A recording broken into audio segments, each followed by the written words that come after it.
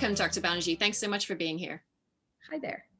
So I wonder if we can start out by understanding a bit more about what implicit bias is. I hear it all over the place. And can you help us to just define what that is, please? Sure. So implicit bias, quite simply, is a tendency in every human being to favor one individual over another, one social group over another, and to do so without conscious awareness or without the ability to be able to exert conscious control over the judgment that one is making. So let's just break the phrase down into the two words that constitute it, the word implicit and the word bias, okay? Bias, what is it? It's simply for us a deviation from neutrality. It is privileging one option over another, right? If I say I prefer blue to red, I'm biased in favor of blue and not in favor of red, relatively speaking. So that for us is what a bias is. And implicit just means that that favoring of red over blue or blue over red is something that I'm not even aware of. It's just that when I go into a store, I pick up clothing that is all blue rather than red. That put together tells us that implicit bias is a deviation from neutrality in ways we ourselves would not be happy to see ourselves doing. If it's in the domain of color, who cares whether I prefer blue to red or red to blue? But imagine now that it's not blue and red. Imagine that it is a native-born child in the classroom and an immigrant child in the classroom. And even though I, as a teacher, believe very much that both should be treated equally. That is to say, if they do something good, I should reward both equally. If they did something that's bad behavior, I should reprimand them equally. I should encourage both equally to pursue new things in their lives. I should support both of them equally to meet their goals and so on. A deviation from neutrality would mean that I'm doing these things, both the good and bad things, in order to teach a child something, that I'm doing them selectively, that I'm doing more of one for one category over another. So that's all biases. And teachers are so well-intentioned, just like parents. What they want is the best for all of the kids in their class. And so when we discover that a teacher may not be aware, but is systematically calling on certain people in the classroom or saying, aha, or good idea to some rather than others, then we would say it's implicit. And as you can imagine, teachers by and large are very good people. And so when they're biased, it is almost always without their awareness. Okay, so it's this lack of awareness perspective that's really the key then.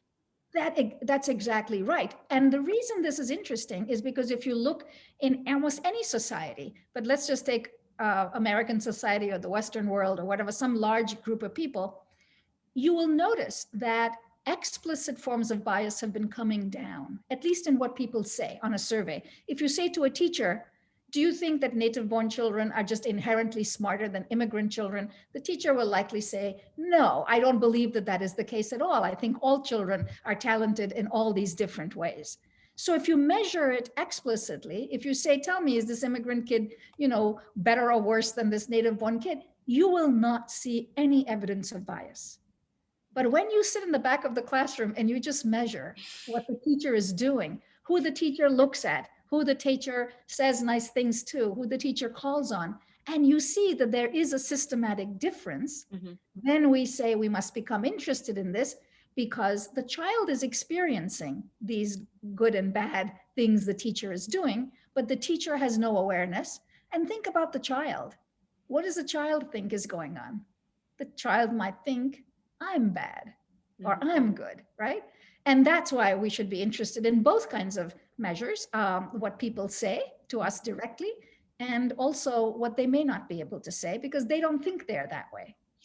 Okay, I'm wondering if we can just pull that apart a little bit. And we're sort of using teachers as an example, but this could just as well apply to managers or anyone in any situation. I can understand if a researcher was to come and say, do you think that native-born children have different capabilities than immigrant children? Then I understand the correct thing for me to say in that moment is no, of course not.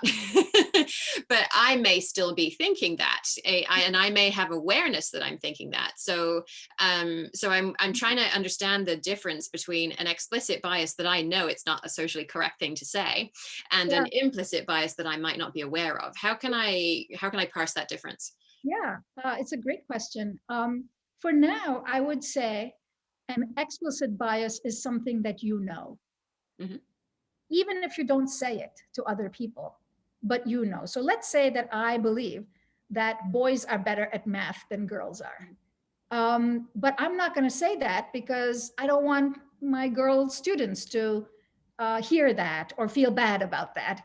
And so I'm not going to say it, but I think it, and I'm able to consciously put those words together in my mind. Boys are better at math than girls. I know that. As long as that is the case, we would say it's consciously accessible to you. Your mind is capable of saying A is better than B or whatever, and to do that to yourself at least. What makes it implicit is when you say boys and girls are equally good at math. I believe it.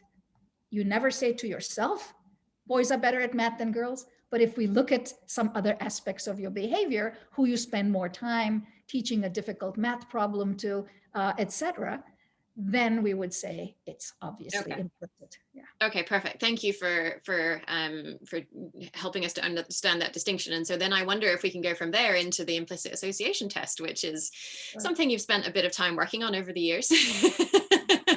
Can you tell us what that is and how does that measure implicit bias? Yeah. So as you can imagine, your listeners and you will easily see what the problem is.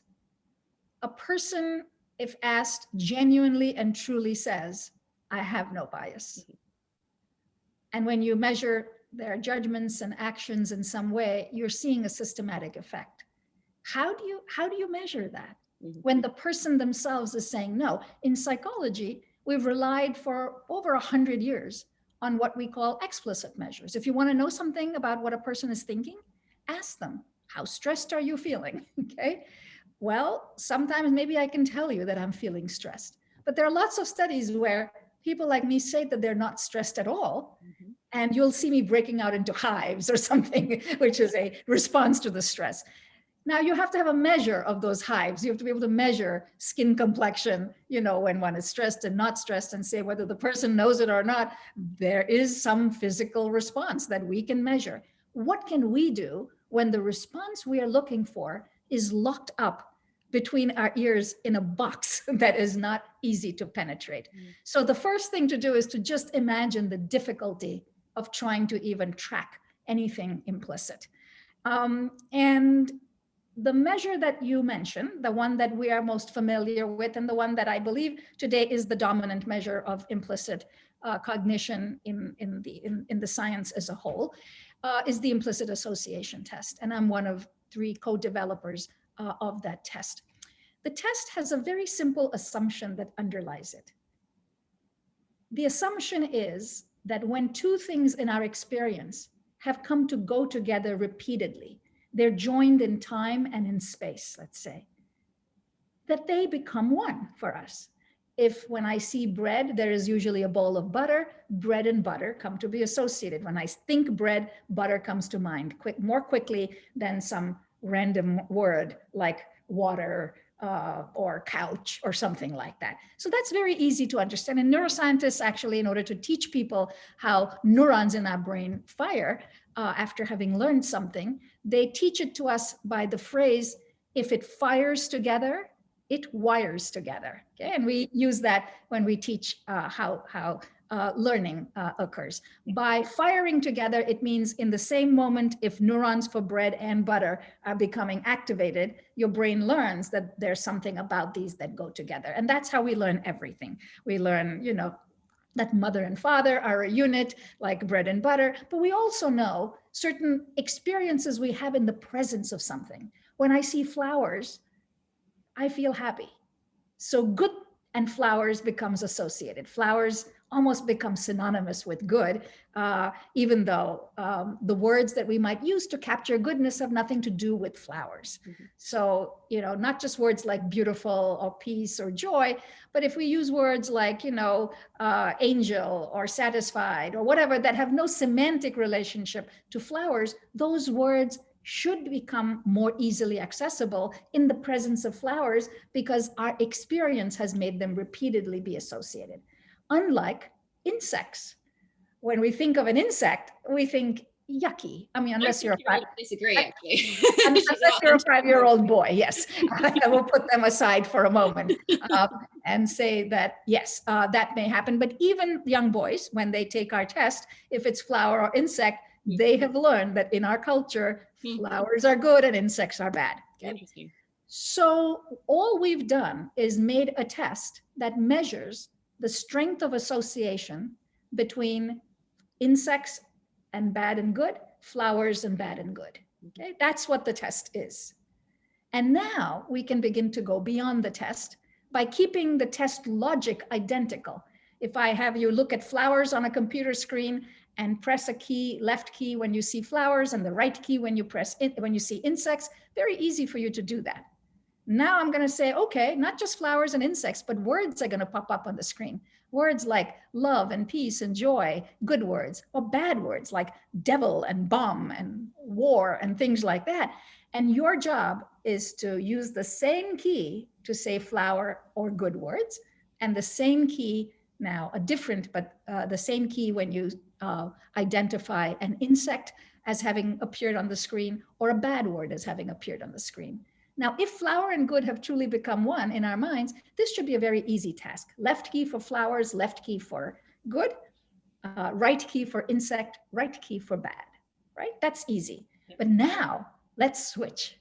This is the moment in the test when people groan because I'm saying to them, left key for flower and left key for bad things, right key for insect and right key for good things. And they can't do it. By can't do it, I mean they can, but it takes them a whole lot longer to do this, and they make many more mistakes when they do this. I show this bias, you show this bias. Even entomologists who study insects and love them show it, but to a lesser extent than we do. So they have acquired the cultural thumbprint that says insects are not as good as flowers, but because they love insects and they work with them, they show a lower anti-insect bias than we do. That's fascinating. Okay. So now the logic of the test should be very clear to people, and they will mostly agree. In fact, everybody will agree that this is a decent measure of whether we like flowers or insects. And when the data come back and tell you, you have a strong preference for flowers over insects, people nod their head and say, yes, I do. There's no quarrel with the test. The quarrel with the test emerges when we replace insect and flower with Black and white faces, Asian and white faces, fat and thin people, people who are Native Americans and European Americans. And sometimes when we even change the good and bad words to be things like bad and good things, like weapons and musical instruments or something like that. Is it easier for me to associate, certain groups with bad things and certain groups with good things? And the startling result is that for people who have, and I would say genuinely have, no explicit bias. Now, I can't say what your explicit bias is, because you may think that male is better than female, but you may not be willing to tell me. But I'll take myself. I know that explicitly, I do not believe that Black is bad and white is good. I know that for sure because it's me, and I can tell myself the truth about what I consciously think. And yet for people like me who seem to have no explicit bias, this test throws us a curveball, because it demonstrates that people like me are not able to associate good with Black as easily as we can associate it with white. And when that happens, it's troubling to us. It's troubling because it doesn't feel like the test is telling us anything true about ourselves. I don't blame people who say, what a stupid test, it's just telling me it's just all complete lies. Mhm.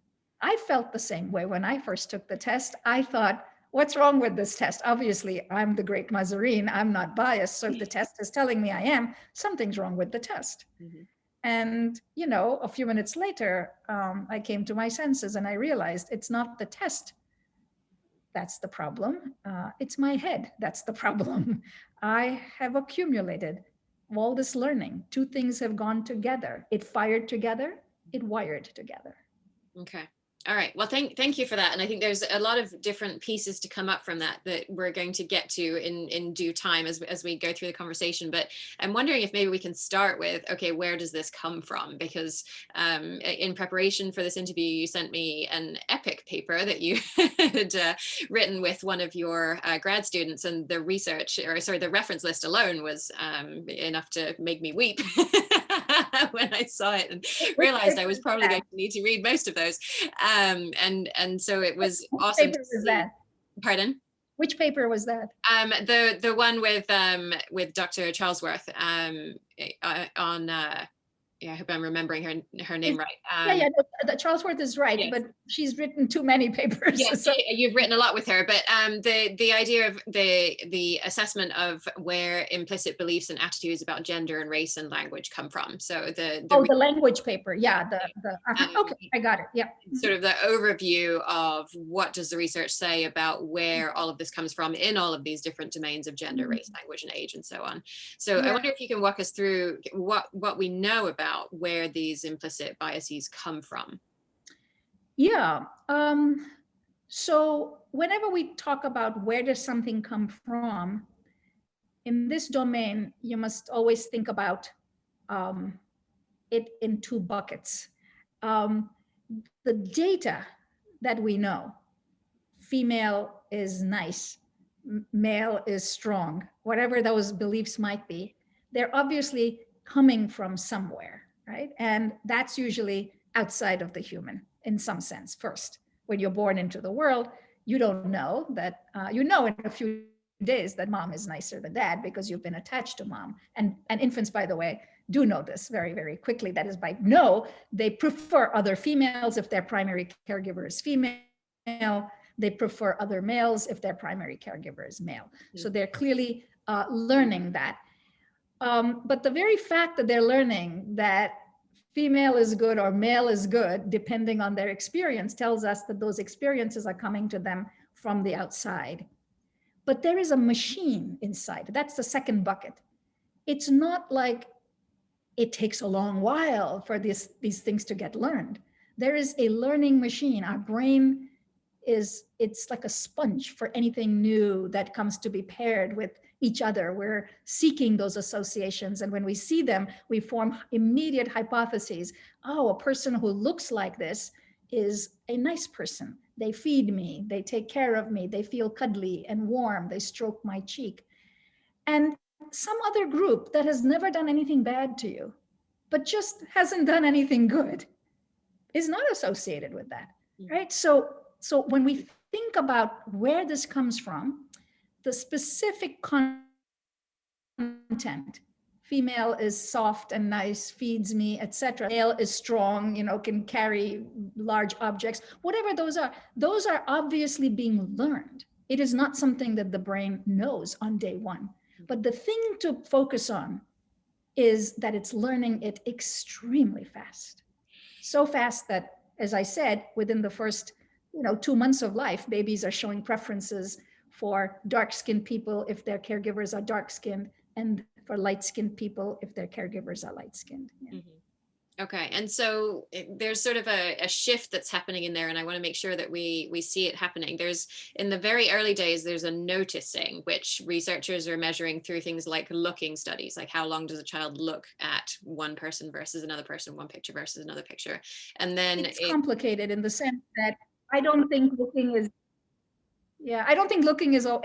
really anything like just looking. Looking almost immediately is going to also be reflecting either a preference or that it's something startling and unique, and I better look at it because this doesn't sound like the usual thing. So looking time is telling us more than just here are two things and I'm going to look at one over the other. Yeah. Okay. And that's sort of linked to the categorization that's happening, right? That one particular person has these features, and here's another person that has these features, and this person brings me milk and stuff that I like, and this person looks sort of like this person, and so we start to lump these together. Is that right? That's how the categories form.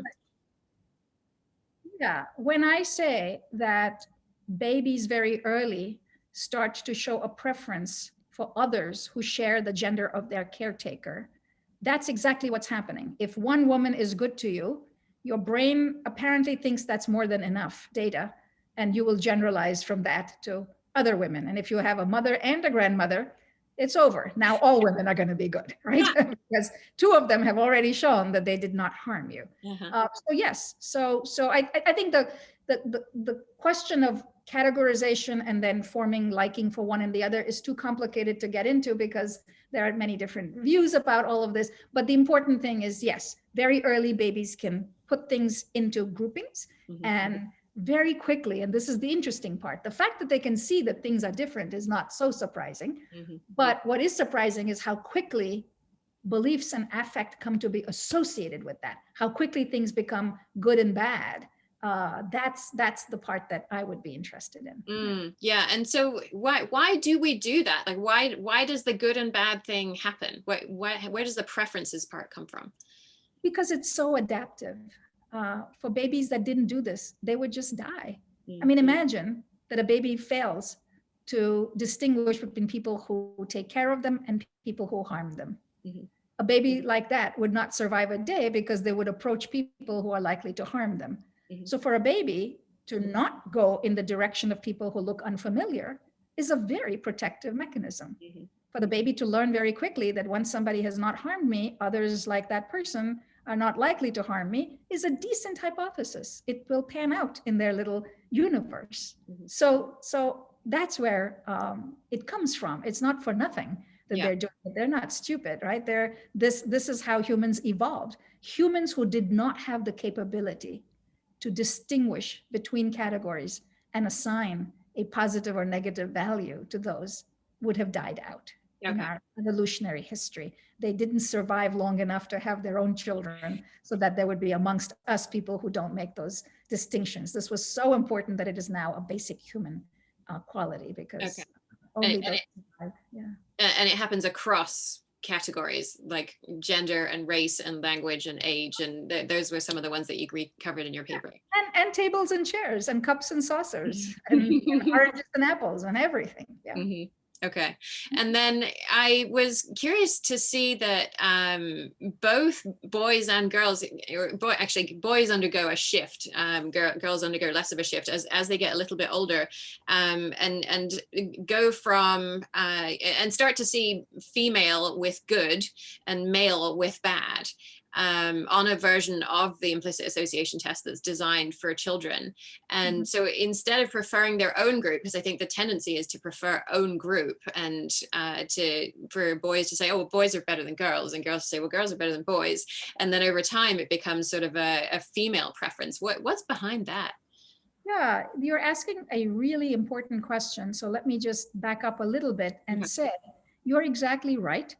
In-group preference, we see in some ways, is ubiquitous. You can go anywhere in the world and you won't be surprised when you see that people like their own group better than they like other groups. If it's something like the Red Sox and the Yankees, it's very explicit. I can actually scream all kinds of epithets about the Yankees. It's considered socially completely okay. I enjoyed the research paper on that particular topic. Exactly. I can wear a t-shirt that says the Yankees suck, and even though they don't, and they're far better than the Red Sox in many ways, it is okay for me to do that. So in-group preference, starting with something as clear and as socially acceptable as commitment to a sports team and hating the rival team, starting with that and going down to other kinds of groups. American.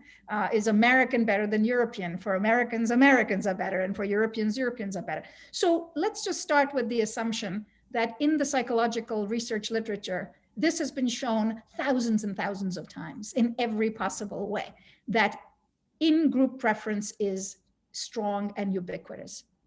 When you find that not being the case, you have to get interested as a scientist. Mm-hmm. How can it be that something, as pervasive is failing to appear? Mm-hmm. And we see it more on the IAT, on the implicit test. So on the explicit test, if you ask Black people, which group do you like more, white or Black? They will say with lots of passion, we think Black is better than white. Mm-hmm. When you ask white people, which group is better, white or Black? They will say their own group is better, but a little more modestly, because they know their history. Mm-hmm. They know that it's not so cool for them to say white is better than Black. Okay, so they will still say it, but in a much more modulated way than African Americans will. So that's what they say. Now let's go to the IAT. And we'll use both examples, race and gender here. On the IAT, white people show strong preference for white over Black, and young children, 6-year-olds and even younger, we now know, show that same preference. So they've already learned. By the time they're 4, we know it can be seen on lots of complicated tests that they prefer, just like the adults of their group. So white adults and white kids look the same with each other, to each other. They reflect each other, and they show clear in-group preference, much stronger in-group preference than they might say on a scale if you ask them the question, which group do you prefer, and so on. Mm-hmm. Now let's go to Black Americans. If the world were fair and equal and non-hierarchical, Black Americans should, if 70% or 75% of white Americans show white preference, then 75% of Black Americans should show Black preference. And if that's seen, then we would say this is symmetric, opposite but symmetric, right? But that's not the case. 40% of Black Americans show in-group preference, 40% show out-group preference, that is to say they prefer white to Black, and 20% are neutral. When you collapse the data for Black Americans, you see a graph where you see roughly half the people on the side of white preference and the other half on the side of Black preference. And young Black children, 6 years of age, will show the same result. Mm. They have learned. This is to me one of the more difficult, morally difficult results. Yep. That by that age, a Black child knows enough that even though they might say, I like Black kids, they do not show that preference on the IAT. Mm. So what is the IAT? And the value of implicit measures is that they are capturing the thumbprint of the culture on our brain, not what we think we ought to say. Mm-hmm. And now you start to see the same thing with gender, but in a way that will perplex people. In the world, there was this wrong belief that because women are oppressed, because women have been subjugated by men, because women have had many fewer rights than men, that women will be seen as bad. Well, women are not respected or seen as strong or competent, but they are loved because a very defining meaning of female is mother. In every culture, the basic meaning of female is somebody who's nice, who'll cook for you, who'll hug you, is warm, smells good. All of those things are associated with mother. So if you give people an IAT, male, female, good, bad, girls will show in-group preference, just like it's supposed to be. Girls will like girls. But young boys who've learned that mother is wonderful and nice, they will show a lower preference for female, but they won't show, just like Black people don't show a strong preference for Black over white, boys won't show as strong a preference for male over female because they're members of that group, so they like the group male. But they too have learned that in our culture, of the two groups, male and female, the good one is mother. Mm. Okay? Not necessarily the competent one, the strong one, the one who brings in the money, the one who, is going to be able to kill off the enemy for us, all of that. Not that. So what you now see is that it is silly for us to assume that any particular group is all good or all bad. It depends in which category you're looking. There's a fundamental warmth that we might feel towards some people over others. And that's one dimension on which we like or dislike certain groups.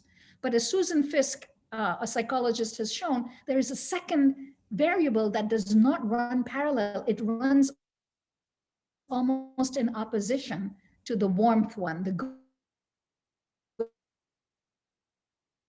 or loved, but seen to be not so strong, or you could be seen to be strong, like father, like CEO, like feminist women.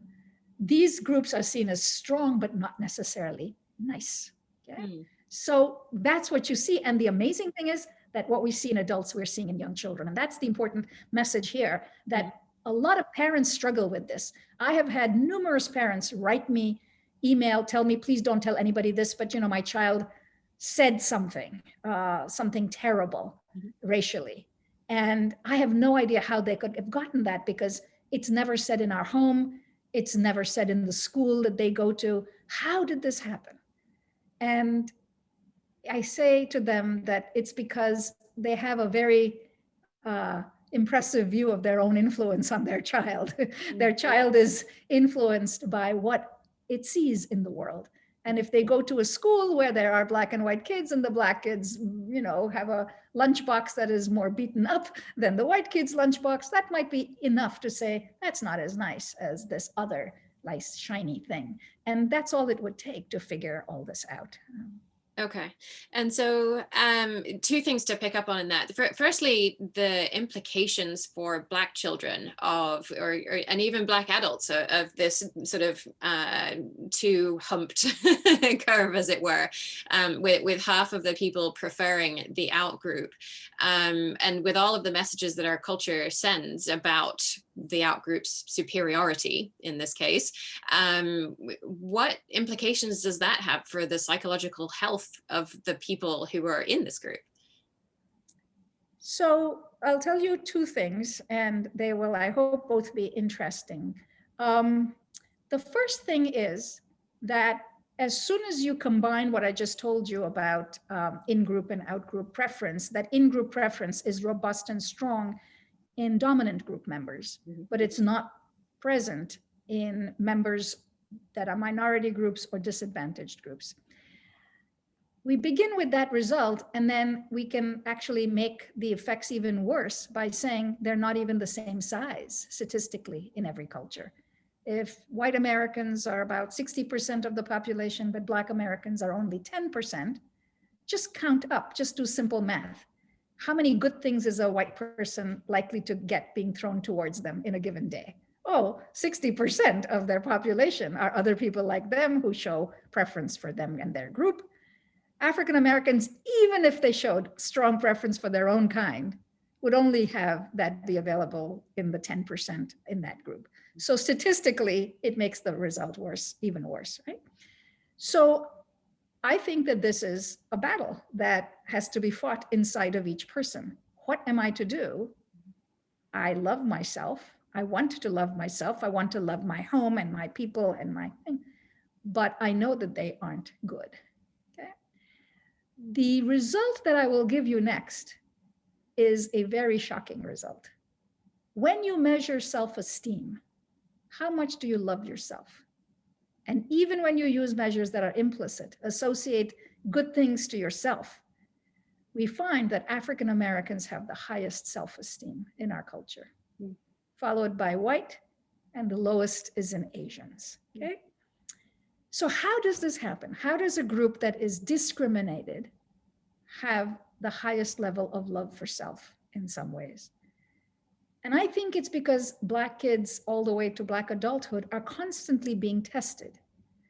Self-love is not something that can be set aside. We love ourselves. We have to protect ourselves. That is so powerful that Black Americans have to work harder. This is my conjecture, that the reason they show high self-esteem is because they don't have the luxury of deriving it from their social group.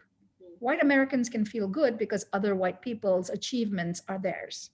Black Americans have much less of that to lean on. And so it has to be done based on yourself. I have to be the good one. I'm gonna have to do the good thing. And I think that it is this kind of constant mental work that goes on to make sure that the self is protected, the self is seen as good, that leads to an almost better developed self-love that in African Americans is coming from the hard work they have to do to make sure that the goodness they associate with themselves is coming from their own performance, from their own being good, or whatever it might that might mean, because it's not going to come from just having it showered on you by others in your group, or by even having your own group members show it to you. But this is a very complicated story. Yeah. But the result is not the result that Black Americans. So this is a contradictory result, because we used to think that, if your group is discriminated, you will have, we even had a word for it. We called it, self-hating X, we would say. Well, it's not so simple. Psychologically, we should just be aware that love of self is so primary that we will find a way to love ourselves. And even at the expense, even when we know that the group we belong to is not so good culturally speaking. Yeah. Okay, then that sheds sort of an additional layer on the next thing that I wanted to follow up on, which was when you said that parents come to you and say, my child said something inappropriate, and where did this come from? And you said, well, this is sort of the culture exerting its thumbprint on your child's mind. Of course, there are also many studies showing that children at very young ages, if a researcher asks them, presents them with a picture of a Black baby and a white baby, a doll or an actual child, a picture, then both of those Black and white children who are the study participants will say, oh yeah, the white baby's nicer, the white baby's cleaner, the white baby's better in some way. And so how can we know that these results are from implicit biases rather than explicit biases that the child hasn't yet learned that society says that they need to cover up because it's not socially acceptable to say this? Yeah, so in our very first study that we did using an implicit measure, it was done with Andy Barron, who's a professor now at University of British Columbia. We were the first to just try an IAT with young children. And so we first asked 6-year-olds, 10-year-olds, and adults to just tell us, here are two people, which one do you like? Okay. 6-year-olds are the most honest. White 6-year-olds, 90% of them tell us, I like the white one better than the Black one.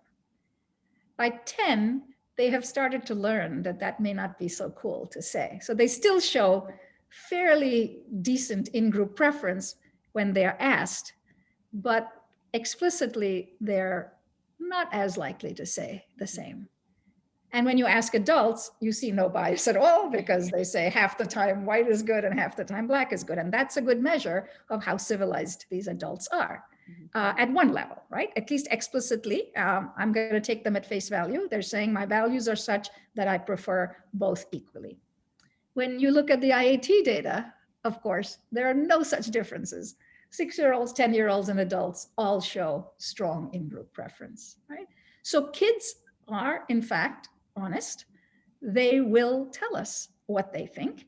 And in fact, young Black children are being honest when they say the white doll is better, because they know that in their culture, that's the case.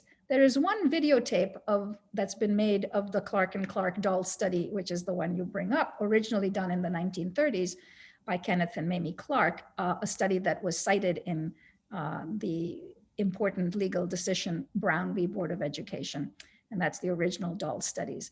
But somebody did a version of it, not in a systematic way as the Spence's had done, but just sort of videotaping Black kids as they're shown Black doll, white doll, and they pick the white doll when they're asked which one is good.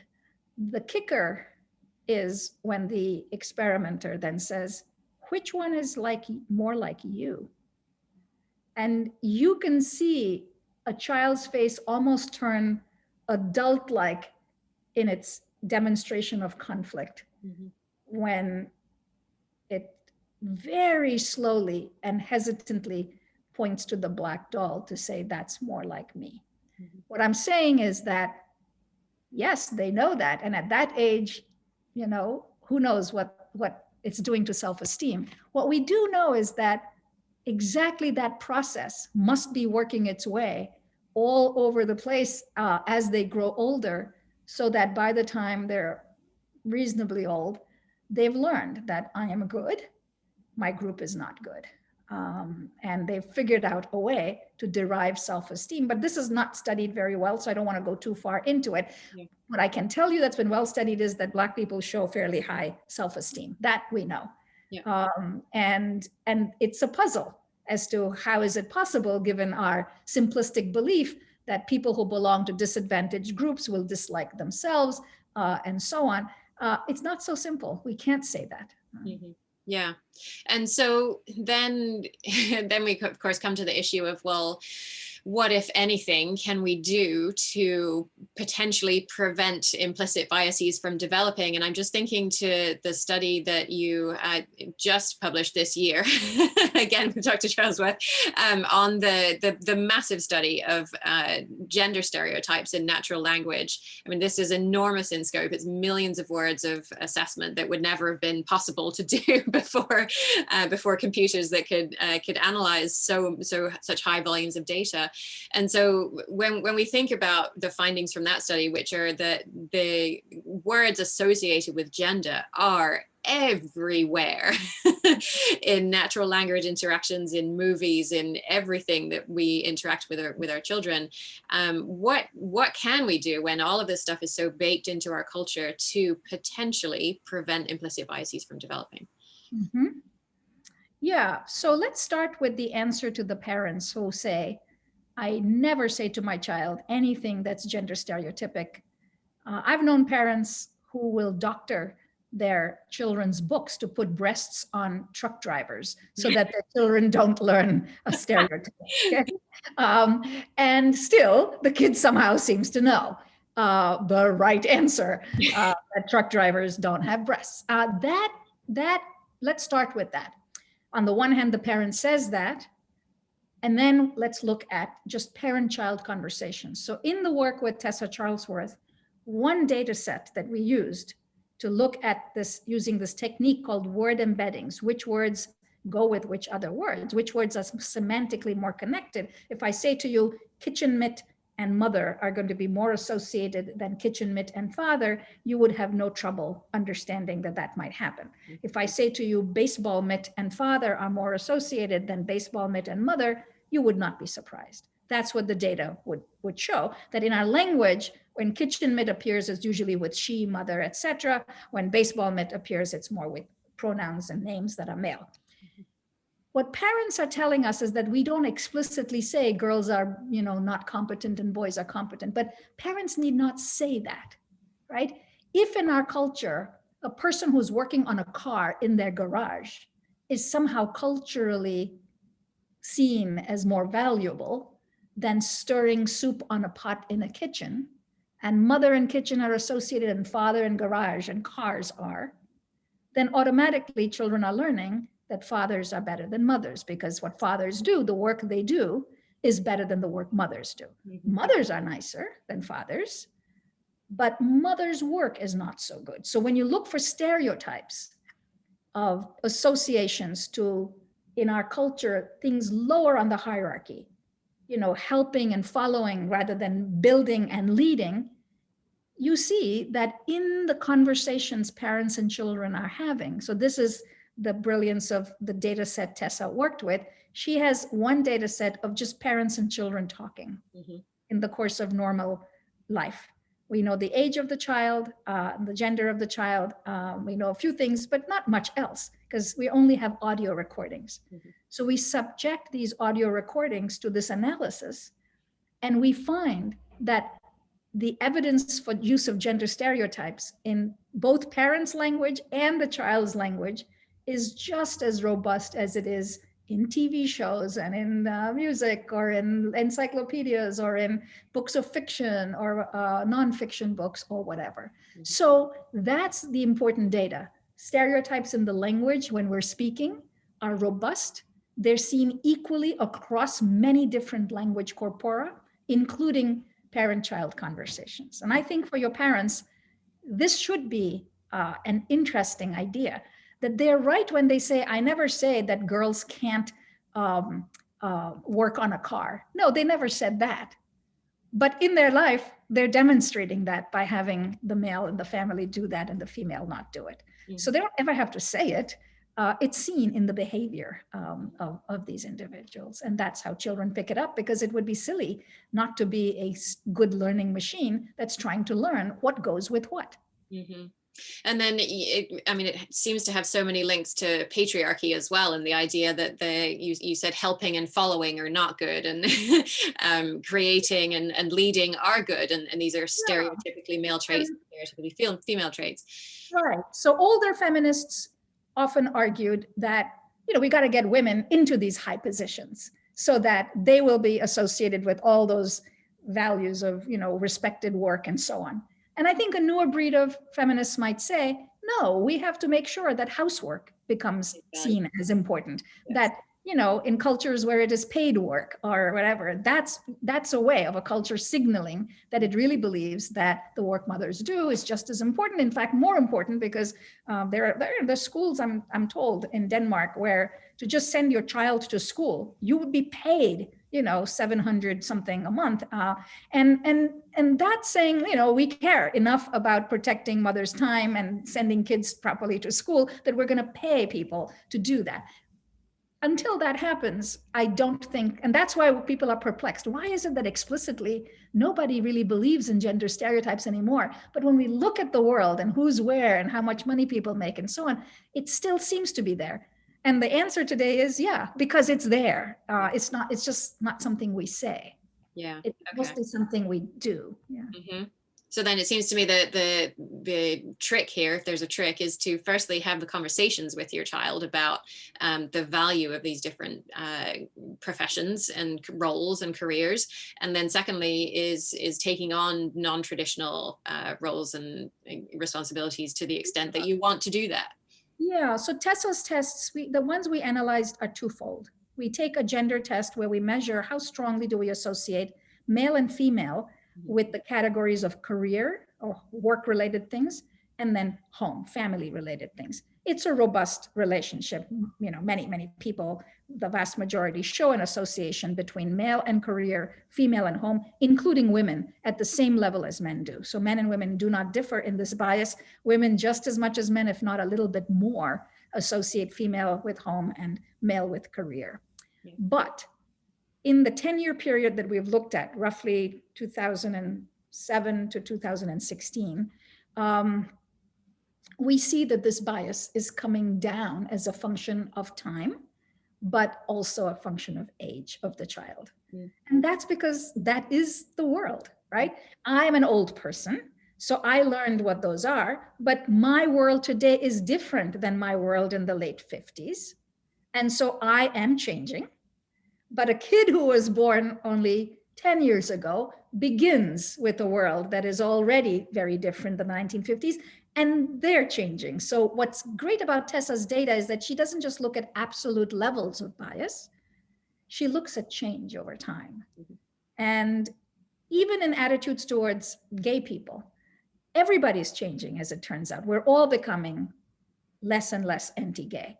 Conservatives and liberals, men and women, older people and young people, the coasts, the middle, rich, poor, educated, less educated, everybody is becoming less anti-gay. Mm-hmm.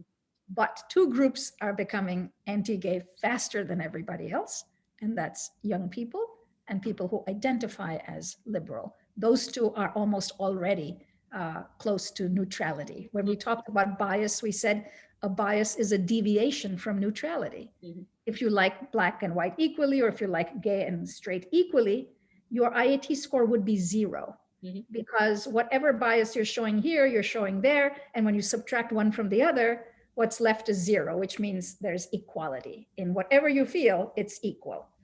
And what we're seeing is that 0 point is being reached for today already by young people and by liberals.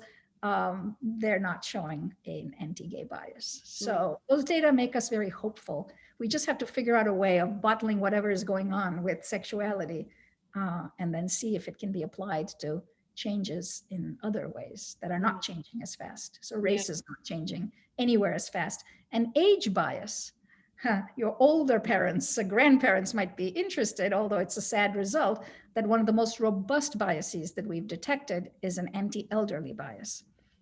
In elderly people show this bias to the same extent as young people do. That's how strong it is in just about every culture. Even the cultures do vary in how much age bias they show.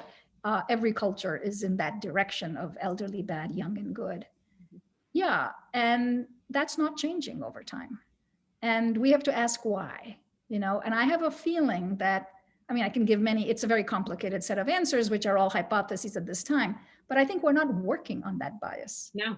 Our culture cares about race. We talk about it. We argue about it. We get into fits about it. We talk about sexuality. We pass laws. We do things. But on age bias or disability bias or body weight bias, those three are not changing at all. In fact, body weight bias, a liking for thin over fat, is actually getting worse over the same 10-year period, not better. Yeah, so some good progress and still a lot of work to do as well. Exactly. All right. Well, thank you so much for spending your time with us today. I'm so grateful. I know how busy you are. And I'm really grateful for the opportunity to read papers before they are publicly available and get a preview into what's coming, and that you were so generous here with your time today. Thank you for doing what you do. I think this sort of translation is so necessary, and so few people do it, and so few people do it as well as you. So thank you. Well, thank you very much. And so listeners can find links to all of the references, and there are many of them, to the studies we've discussed, as well as the background reading that I did. And also the book that Dr. Banaji co-authored with Dr. Anthony Greenwald, which is called Blind Spot: The Hidden Biases of Good People. All of that can be found at yourparentingmojo.com/implicit bias.